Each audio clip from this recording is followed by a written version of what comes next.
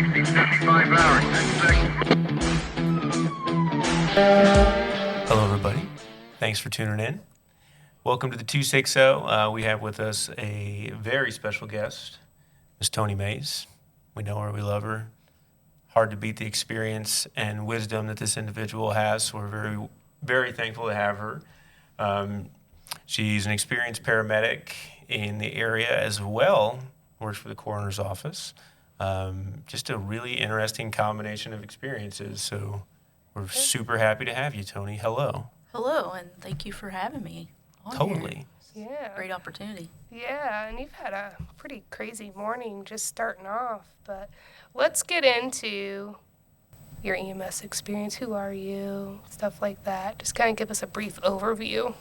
Here's the Toni Mayes rundown. Yeah, for the Toni Mayes people that might rundown. not know you. Well, so I grew up in the South in Tennessee, and I was working at a grocery store at the time, right out of high school, trying to figure out what I was going to do with my life. And this girl that I worked with, we were cashier buddies. She says, "Hey, do you want to take an EMT class with me?"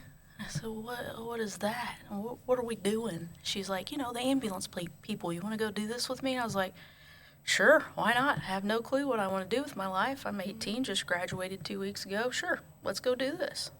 So I start an EMT class, basic EMT class there in the state of Kentucky. And I get about 3/4 of the way through it. I'm like 2 weeks from finishing class, and I was like, man, this is not for me. I'm not doing this. So I end up quitting school 2 weeks, and I remember my instructor meeting me in the parking lot, and he's like, "What are you doing?" I was like, "Not for me, buddy. See ya. I'm out." Packed my truck, and I moved to Fort Wayne because my parents had already been here for a year in Fort Wayne. And so I moved to Fort Wayne and started working in construction, and then I thought, this is not for me. What am I doing with my life? You're like, this isn't for me either. This is what in the world? So I ended up going to basic EMT class at St. Joe Township Fire Department. Won't tell you the year because that'll date me, but it was pretty close. It was 2 years ago. Right. Yeah. Dead on. It was in 2000. So took that and just kind of worked my way up from there. So you went through your EMT course, well, second time. Yeah. You probably got good scores. You're like, I already know half this shit. Yeah. But then you started working at TRA eventually, right?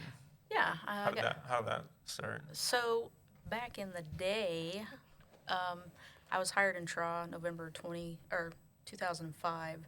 So almost finishing my 20 years there at TRA. I had to have 5 years of experience in EMS before I even could put my application in. That was the standard. And at the time, I was an advanced EMT because that was the minimum certification, because I went from basic straight to advanced EMT and was working out at East Central, New Haven, Adams Township as an advanced EMT just to get some experience, because before you could put your application in at TRA, that was the requirement. You had to have that experience, and you had to know somebody, and you had to have the right name to get in. I was a nobody. I didn't have a name. Nobody knew who I was. So I put my app in with under 5 years of experience, hoping and praying somebody will just give me a chance just see in what life. happens. Yeah. Why not, right? You're not going to hurt yourself to just throw it out there. No. So I get a phone call and got hired, and I think Randy Ocker had a lot to do with that because he knew me from the St. Joe Township Fire Department, and so did Linda, his wife. I've known them ever since I was probably 14 or 15 years old. They've kind of watched me grow up, and so I got hired in 2005, and so from there, as an advanced EMT, I got tired of giving up all my patients to my paramedic partner. I was like, well, this is stupid. What's the point of coming into work if I can't do anything? So then I started paramedic school pretty quickly outside of that. So. Who did you work with at St. Joe? Brad said when he was here, he also worked there. Did you work with Garton down there? I did. So I don't know if I should tell too much on Brad. I was kind of like room mom. It's a steep all order. Lived there. They would live there, and I would come in on Tuesdays and Thursdays and do, volunteer EMT work. And Brad Garton, Jason Green, Barkus was there, and Chris Childers. You were the room mom for all of that? Well, they would they would want to go out and have a good time. And Tony, can you iron my shirt? Tony, do I smell good? How's my hair look? So I was kind of like the big sister, I guess, more than anything. So it was like, you look good, you smell good, you're good to go, boys. But that's just how we developed our relationship. It's kind of cool to see where we all were Yeah. 24 years ago and where we're at now.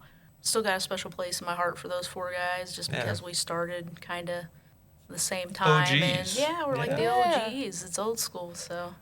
How many years you got in EMS? I know you didn't want to date yourself, but I want people to understand that, like, you got a lot in this game here. And Yeah, I got certified as a basic EMT early 2001. okay, how'd you get into the coroner's office? I want to know. I think a lot of us want to know about your experience there. Like, that's not a move that you see people make a lot. I think a lot of people are frustrated with the job progression you can have as a paramedic because it's difficult to go. To excel. Yeah, okay, I got my medic. What do I do after that? I mean, occasionally there are certain positions that open up, but those are very limited.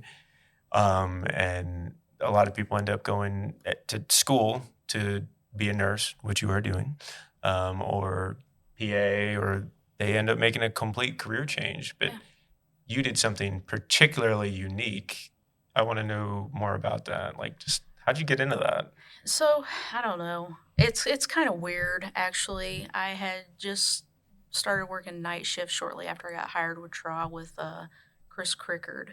We were partners for about 6 months there on the night shift. And I remember we had this weird, bizarre run. It was a 32, but this elderly man was deceased standing up at his kitchen sink with his arms wrapped around the nozzles to turn the water on. It was just super weird. That's how he died, standing up. Just thought it was completely bizarre. He's riggered. He's been dead for days. And I remember thinking, man, how in the world does this work? How does rigor work? How does lividity? What in the world is happening? Because we started walking around the apartment, this little apartment, and he had coughed his lung up all over the place. I'm talking tissue, lung tissue, all over the place. That was a sick man. And I was like, man, what is happening? What is happening?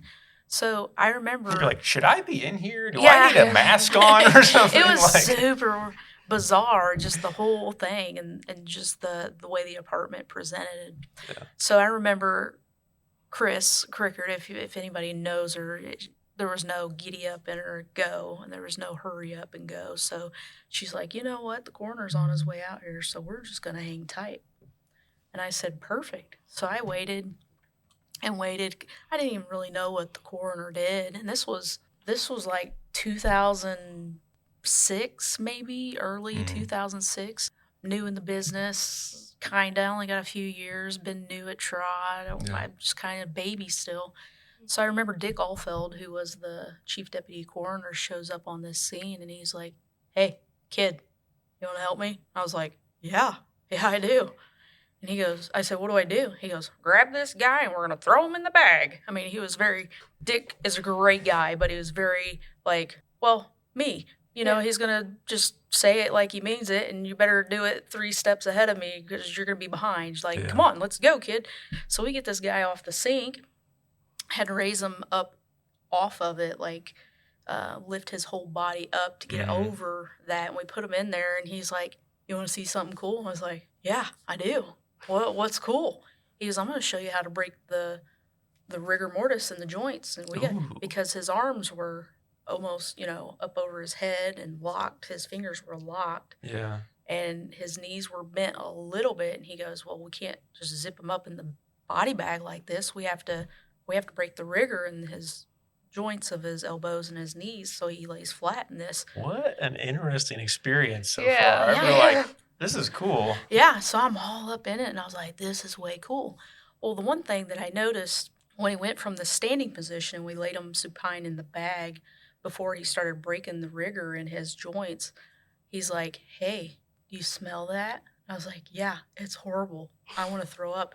And you could hear this off-gassing because that's the gases in the body just letting loose. We've adjusted that in his thoracic cavity, and because we have moved it, coming from a standing point to a supine point, it's just going to come out of all the orifices, all the openings, the mouth, the nose, and it just smells horrendous. He just kind of walked me through that. Long story short, I got to see, and he gave me a little bit of education very early on, and I just Gave you a thought it little was bit, like, just planted the seed. yeah, he really did. I was like, man, this is so cool. This is just awesome.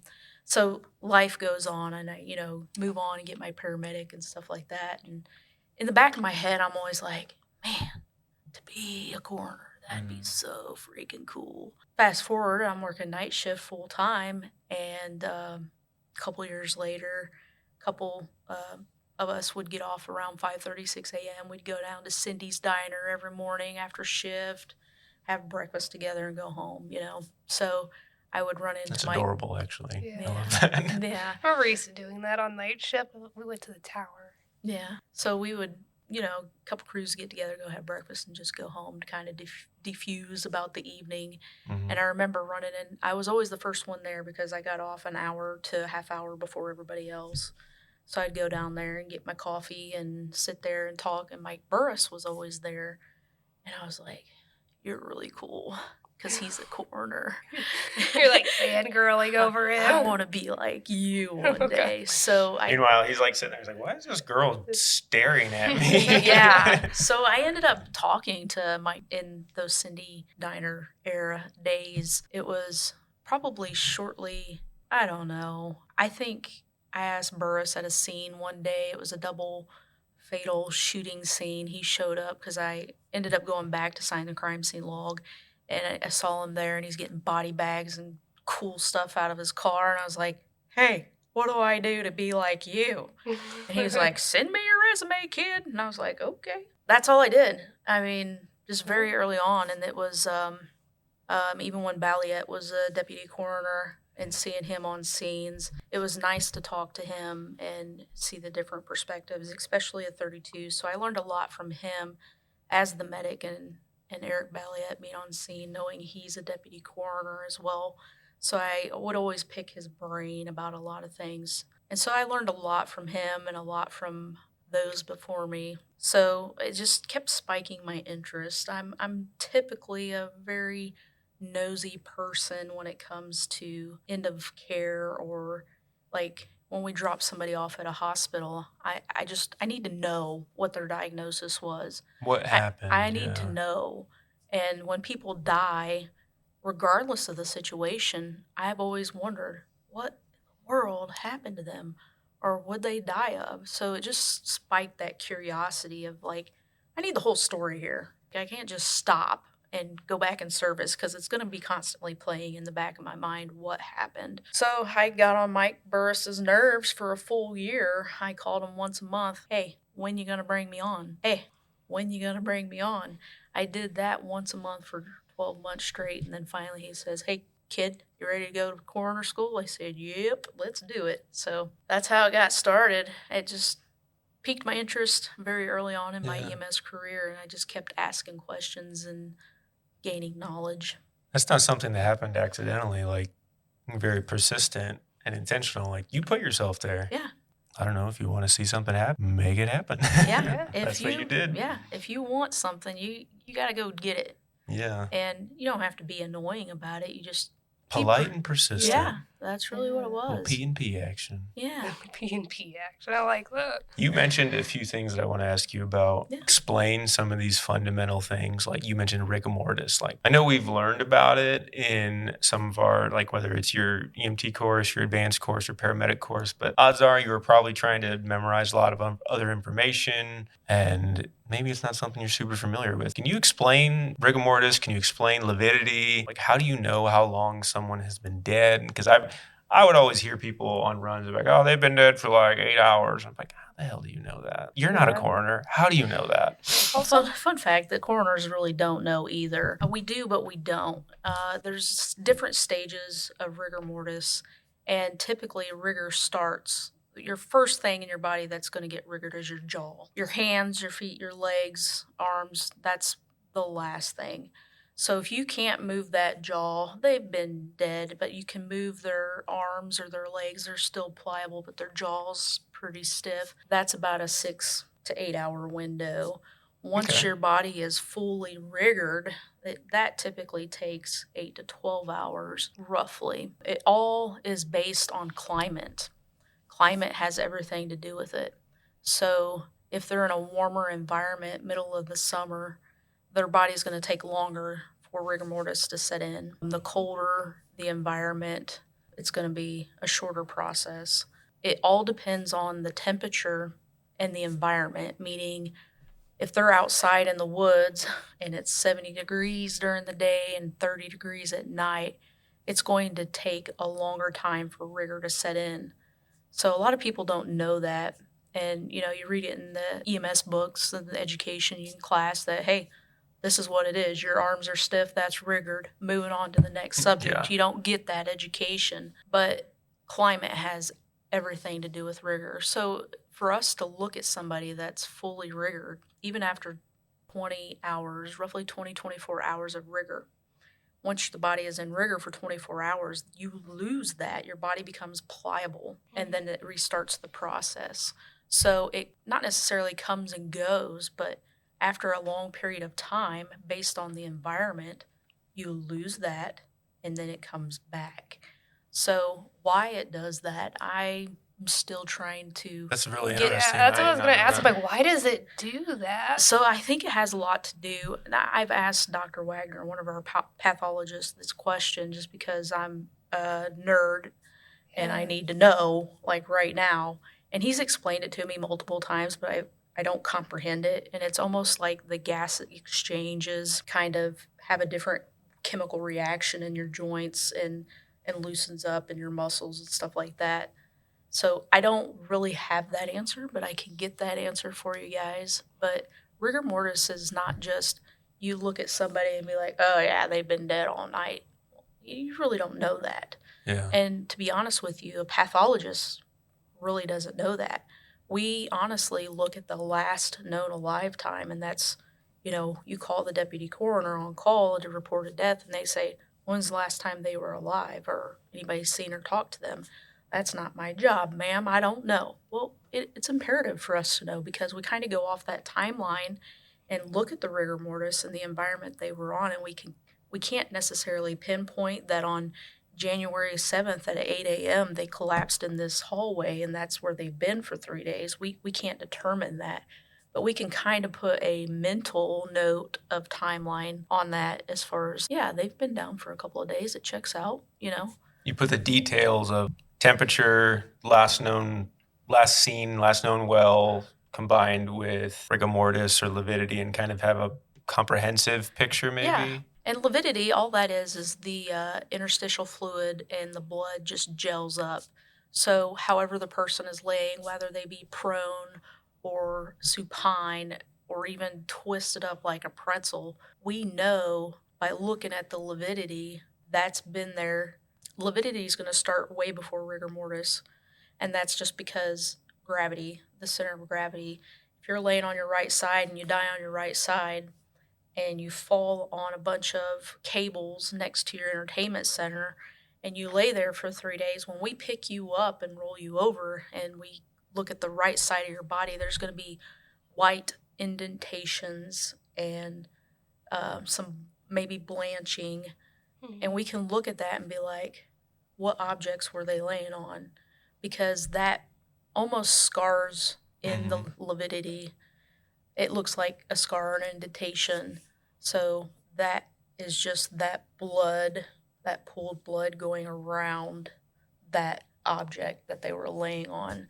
So we can tell when firefighters and paramedics leave a bunch of stuff underneath the patients and we get them to autopsy, we roll them down around and we'll find a cap to a needle or Trauma shear indentation. yeah, literally, like we find all kinds of stuff under the patients that just get stuck to their back, and we know what it is. How does lividity take? What's the timeline on that? Does that start immediately? It would start in the first hour of lividity. You're going to get that marbling, mottled look, and that's what it starts looking like. But it just takes hours for that lividity, for all those interstitial fluids and the blood just to start pouring out of the vessels. I'm not saying your body drains, but it's just the body's way of coming at rest and everything falling down to the center of gravity. So a couple hours for lividity. So my question is like, what if, like, okay, they have lividity set in, and let's say we move them because like I don't know, like you had a rookie and they just were like, oh, got excited, then moved them. Can you tell that? And Yes. yeah, Because that lividity will stay there. it will. Mm-hmm. Yeah. So you can tell bodies have been moved. Absolutely. essentially, Yeah. We'll have say somebody's been laying on their supine for 3 days and you guys roll them over to a side and you just leave them there. We can still tell the position of death, and it'll be from the lividity. Does body composition affect any of those things? Does it shift the Rigor mortis at all, or No, not really. It's just Okay. the tissues that starts, but it is a metabolic response. Yeah. Your body, the chemicals in your body are still being held in there. Say if we autopsy a body that's been decomp for a month, when we cut them open, it's that gas is coming out, so it's trapped in there. Mhm. So that plays a huge part in that decomposition because it just slowly leaks out of your nose or your mouth or your rear end. I mean, those Mhm. gases. But if they're still in a warm environment or a cold environment, those things play a part in the decomposition. But it is a metabolic exchange because it's a gas exchange. It's all the gases in your body producing Pressure or pressure in the Yeah. body. Yeah. And, just think about the air in your lungs right now and the breath that you breathe and what you ate last. That all has to come out eventually at some point. So you mentioned like the autopsy. Is that something you do? Do you do autopsies, or do you perform or assist in them, or? No, I don't.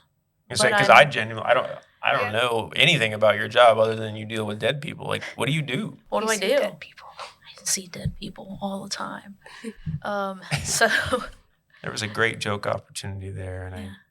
Anyway, what do you do what at work? do I do at work? If you go into work, what happens? So I work Monday through Friday, 8 to 3:30.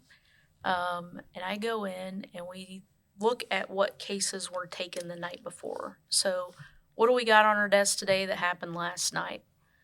So we just start pulling medical records on those individuals, regardless of the things.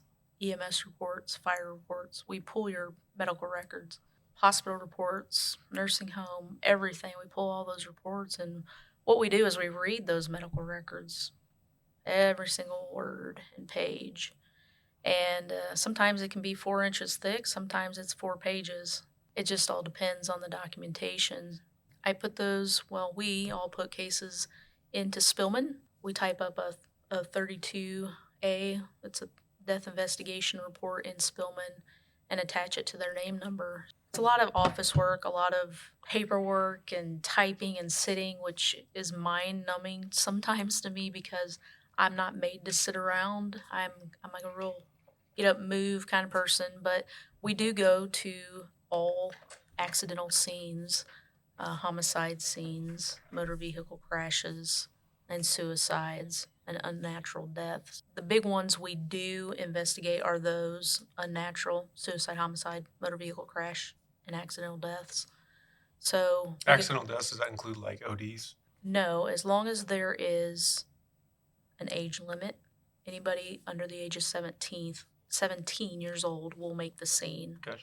Anybody 17 or older will just, if there's drug and drug paraphernalia at the scene, evidence of an overdose, then we'll just take them down to the forensic center and do an autopsy and toxicology report. Accidental deaths is far beyond just overdoses. It's the old lady that falls down at the stairs, bottom of the staircase, and you go in there and you see her, at the bottom of the staircase, and you're like, how in the world? Yeah, what happened?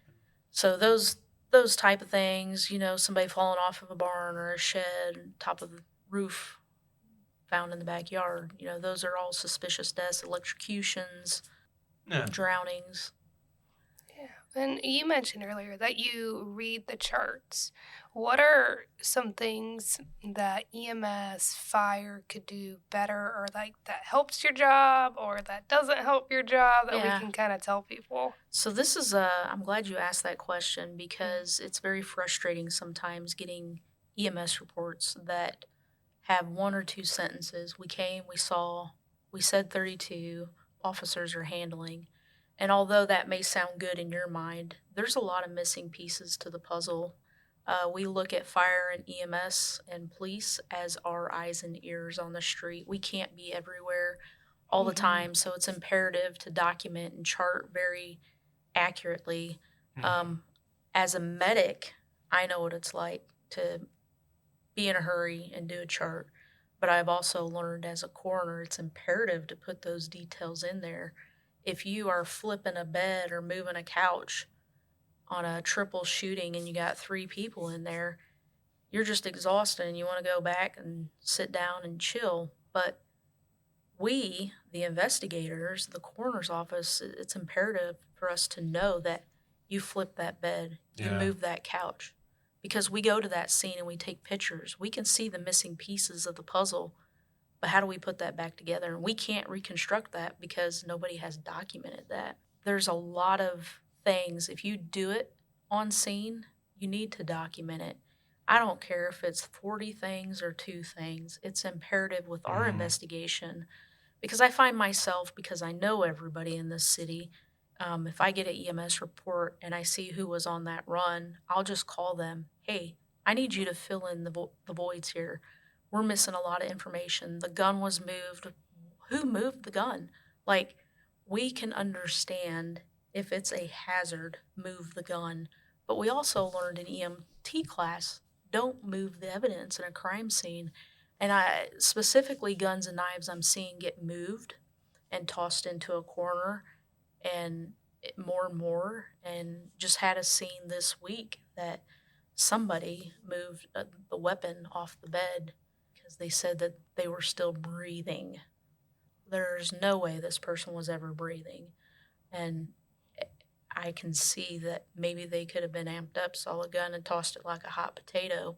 You're moving evidence in a crime scene and not documenting it.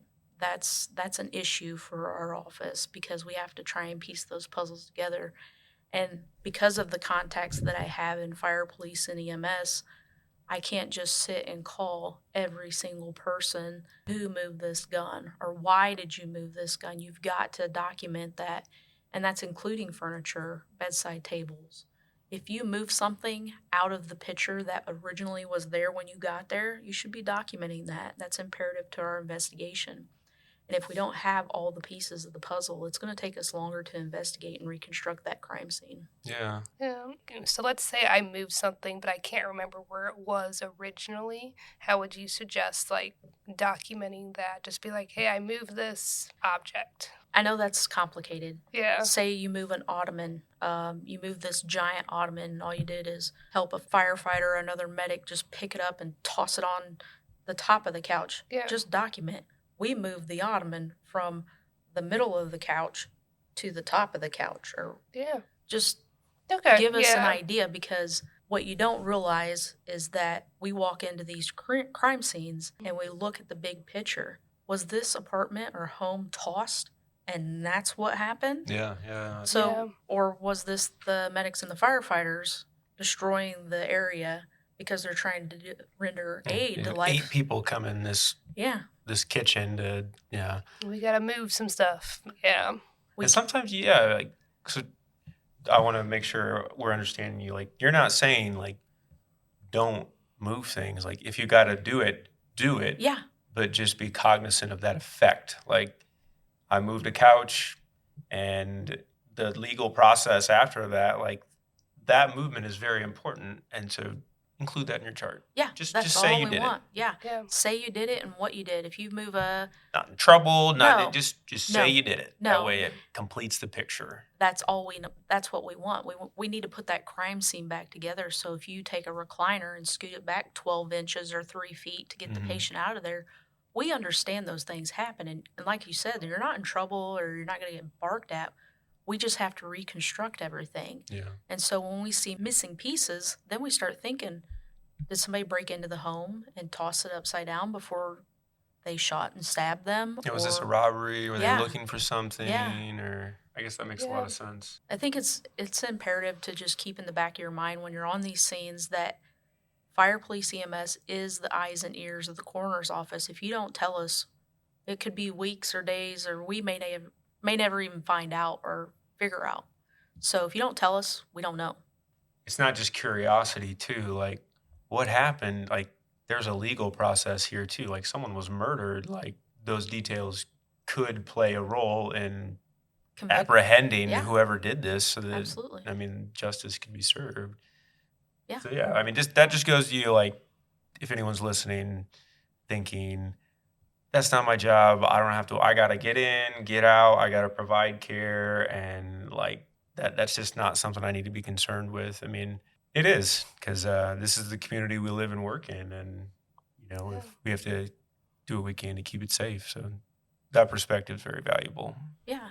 And fire and medics get called, subpoenaed into court. Mhm. So how are you going to testify on your chart when you've moved half of the puzzle pieces but never charted that? So just keep that in mind. You can be subpoenaed in court as well based on your documentation.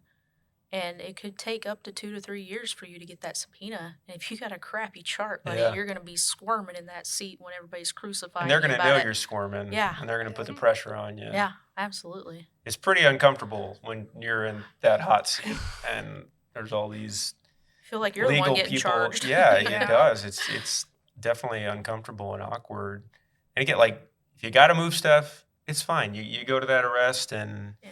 there's just crap everywhere and you can't functionally work, or there's a weapon near the patient. Like, maybe don't throw it. Generally, probably ill-advised to throw weapons, You throw might guns. become Yeah. a patient too. Maybe just like, hey, officer, take this. Yeah. Yeah. This was in the right pocket, or Just keep in mind you're moving the crime scene. yeah. And it's imperative for us to have all the information.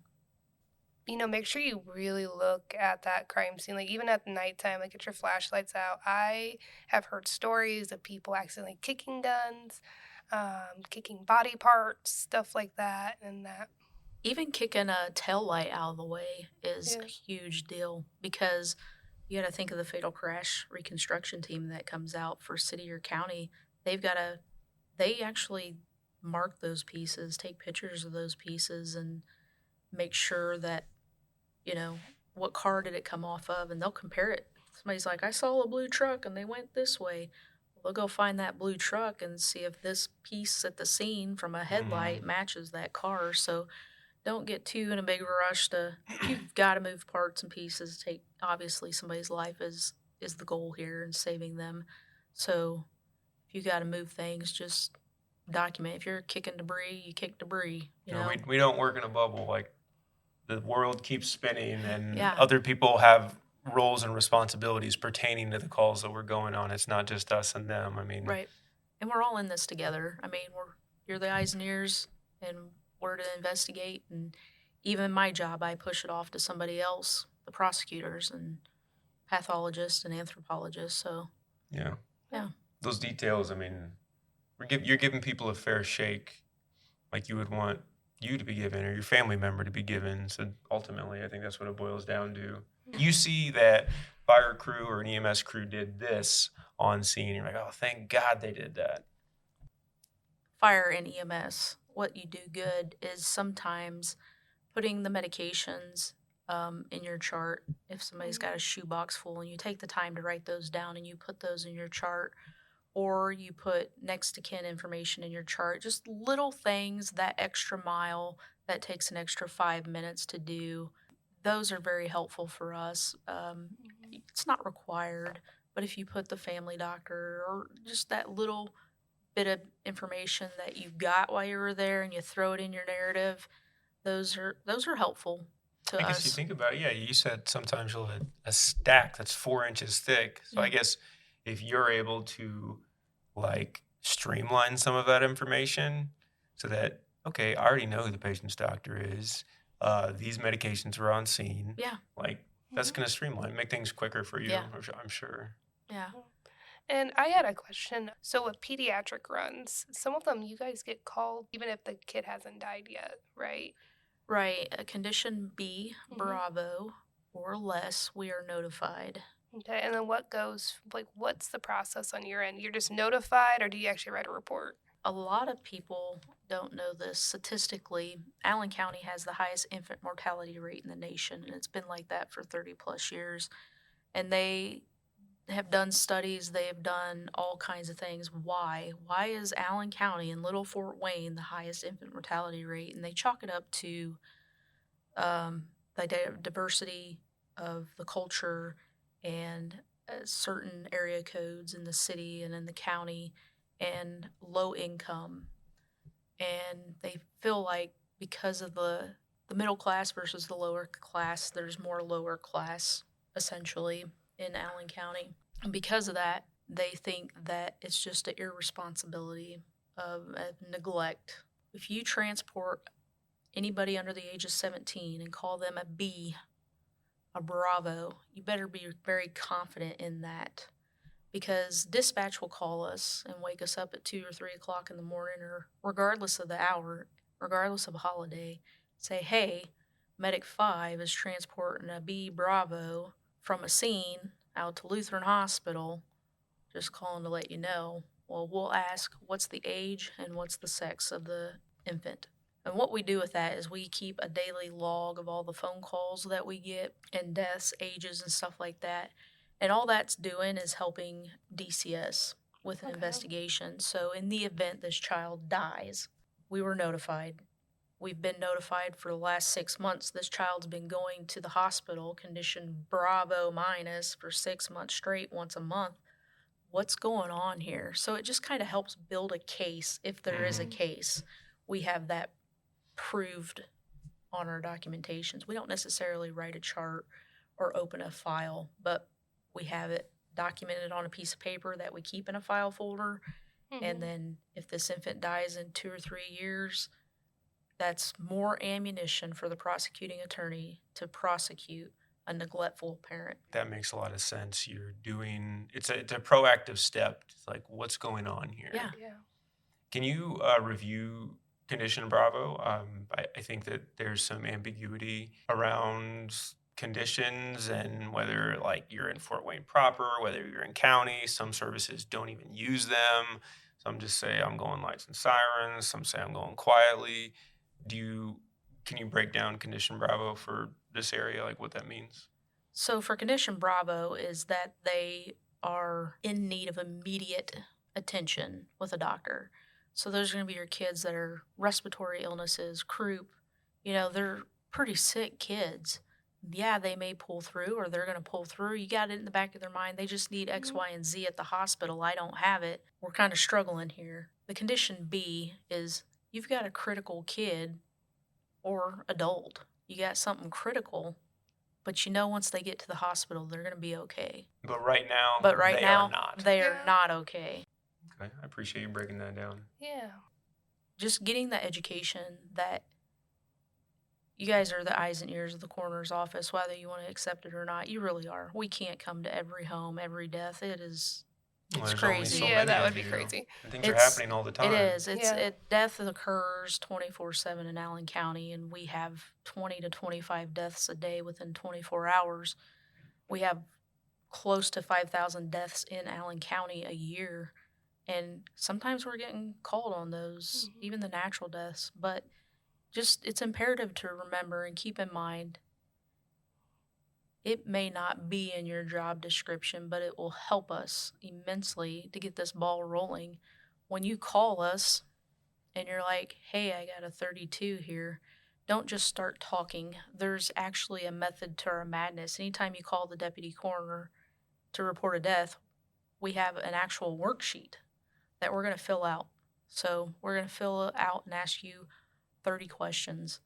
And being lackadaisical on those kind of makes more work for somebody else. And I'm not saying it's not our job or not your job, but you're the eyes and ears, and it's imperative to help us out so we can Yeah. help you out.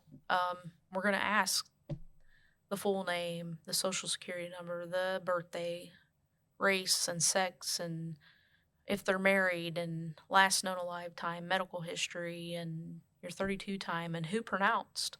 So we got a lot of questions, but it's so we can start our investigation, because the less information that we have, we could spend up to 2 weeks trying to figure out That those answers. information, when you're on scene and it's all there. Yeah. Well, some of it. Right. Yeah. I mean, it's not a perfect world, and we understand that not everybody has that, Yeah. emergency list of medications on their refrigerator. Hung nice and neat on the Yeah. refrigerator. But- Allergies, all their specialists. Yeah. Yeah. Take another 10 minutes on scene. That just slows the process down for the families to have their loved one cremated or to have them buried, because it slows down the death certificate process. So just, I'm not saying keep that in mind, but it ain't about you that when you're doing this, it's about somebody else's family member, and that, Yeah.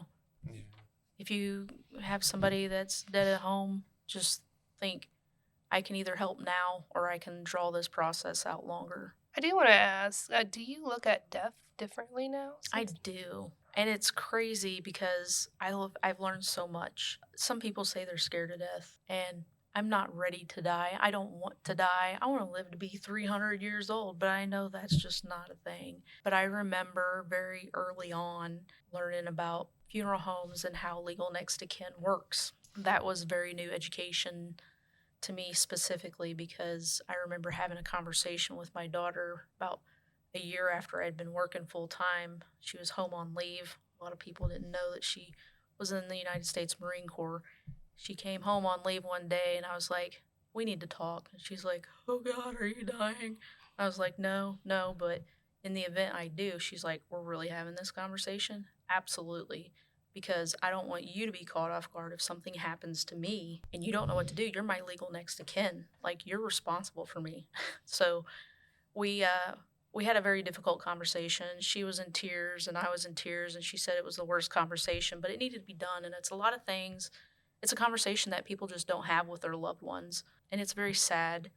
A lot of people don't want to talk about death because they don't want to accept that that's a part of life. And so I've accepted that was part of my life, that I'll be dead one day. I'm going to have to deal with my parents' death one day, and it's the circle of life. And it would be selfish of me in my age to not have this conversation with my adult child.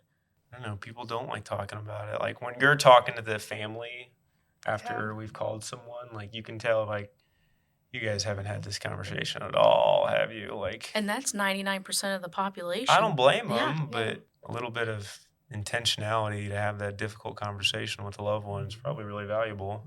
It is. Yeah. It's imperative, I think, because it's a big eye-opener to a lot of people don't talk to their family. Mhm. It's just crazy. We have to find legal next to kin, and we go at every corner of the earth looking for them, literally. So What happens when you can't find them? Like, let's say they just had their parents, like they're an only child, they didn't have a wife or husband or kids. yeah, we actually have a lot of those. I remember Yeah. when I got hired full time, we had one of those, and I asked Mike Burris, I said, how often does this happen? Because this is a pain. Yeah. This is just crazy. He goes, oh, it only happens once or twice a year. I think I've had about 40 in the last 3 years. You just or can't more. like have like an easy job. Like you're like that as a paramedic. Like you're just like a black cloud for stuff. Yeah, if Yeah. it's gonna happen, it's definitely Yeah. gonna happen to me.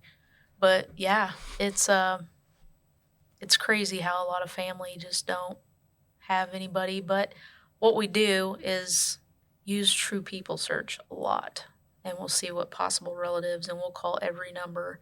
We use Spillman a lot. We use Find a Grave a lot, and we'll look at old obituaries. Like if Joe dies and his mom name was Martha, we'll look for Martha's grave headstone obituary online, and then we'll read the obituary to see if they listed Have it. any other next to kins, and we print that off as proof. So there's a lot of hoops that we go to. We'll eventually deem them an abandoned body. There's really no time frame, so to speak. we just have to exhaust all of our efforts in looking and attempting to find family members. We have to run an ad in the paper for 3 days by state law saying, hey, Joe died. If you know of any legal next of kin or friends willing to handle arrangements, please contact our office. Is that in like the metro section? Or? I'm not sure. It's like somewhere in the, I don't know if it's the metro section or not. I never really paid attention. I just turned to the page now. But it's somewhere where like the marriage license and divorces and all of those things. But we'll put a little ad in the paper. Has to run for 3 days. We have to prove that that ran in there, and we exhausted all our efforts before we deem them an abandoned body. And at that point, we just cremate them. The county pays for their cremation, and their ashes sit in our office. Really? Yeah. Yeah, so we have about 70 plus ashes in our office right now, and they're all abandoned bodies. Like, no family, no nothing. It's kind of sad. It is. So what we do, we have a plot purchased, the county does, out at Lindenwood, and I don't know exactly how many boxes of ashes that holds, but we kind of just hang on to, we get 100 or 2 and then put them all in one, and it's kind of like a abandoned body, lost souls, like unknown. Lindenwood's cool. That's neat that you guys did that. Yeah. Yeah. Is it marked? Like, does it have everyone's name on it, like one big tombstone? It'll be on record. Yeah. There won't be a tombstone. There might be a little marker like abandoned bodies, but the names of who's in there and the positions that they were in, laid in, will be documented with Lindenwood. Okay. But yeah. I was talking with a crew, and they wanted to know how to contact the coroner's office and what to do. And, I told them that there's a number, like, it's really easy, just look it up, call this number. Does that number work overnight? Is that contact the on-call coroner, or how do they do that if it doesn't? So, because I tried to say, have coroner TX my cell phone, but that's not how things work for Fort Wayne Fire Department. What advice would you give them? So here's the thing. Monday through Friday, 8 to 3:30, we're in the office. Sometimes we'll leave earlier, 2 o'clock, 1 o'clock. If our day is slow, the phones aren't ringing, there's just nothing to do, and we're staring at the walls. People are thriving, not dying. Yeah. So sometimes we'll leave a little early, but there's somebody on call. If the office is closed, there's somebody's on call. So if it's a holiday, a weekend, or after hours, there's a different process. But during normal non-holiday, Monday through Friday, 8 to 3:30, you can call 260-449-7389. That's the coroner's office. Somebody will answer the phone and take your information. If it's after those hours, a weekend or a holiday, then honestly, the best process is you can do it one of 2 ways. You can call that office number, listen to the entire recorded message, and at some point in there, it's going to give you city or county dispatch number for you to call dispatch and say, hey, either way, you're going to need a radio or a phone to communicate this on a 32. So if it's 2 o'clock in the morning and you call the office number, listen to the whole recording, we actually walk you through step by step on how to get a hold of the on-call coroner. And that's basically calling dispatch and saying, hey, can you page the on-call coroner to give me a TX? The voicemail prompt tells you how to do all that? Yeah. Okay, Yeah. Great. The problem is that people will hear that voicemail and just hang up. Yeah. But we actually leave you instructions on how to get a hold of the on-call coroner. Just listen to it all. Perfect. And it's really just calling dispatch, physically calling dispatch, whether it's on your radio or your cell phone. Can you communicate with the coroner via radio at all, or is it all over cell phone? It's all over cell phone. Okay. We have radios, but we never carry them. We're not required to carry them, and there's no reason for us to carry them unless we're on a crime scene. I just didn't know if there was like a channel or something. But So there is a coroner channel programmed in, I know, TRA radios. I don't know if they're in the fire radios, but that was created for mass casualties or major disasters. If we have 2 or 3 coroners on a mass casualty scene and we need to communicate and be involved, that's what it was created for. It's a bad day. Yeah. Hopefully that never happens. A podcast you enjoy, a book you enjoy. Just Yeah. kind of put it out there. This has brought me enjoyment, or I would love to hear this person talk.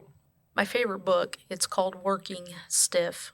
If you haven't read it, go get it on Amazon. It's like $11. Working Stiff. I can't even remember. It's like Joan Malik or something. Very amazing book if you're interested in the coroner life. It's actually a pathologist who goes through med school or gets through med school and wants to be a forensic pathologist, and then ends up being in her residency in her last year during 9/11. And the last chapter of that book talks about it. It was a very difficult, very hard read because I'm old enough to have witnessed that on live television. So, Yeah. but it's a really good book, educationally wise, real life stories for people that like gross morgue stuff.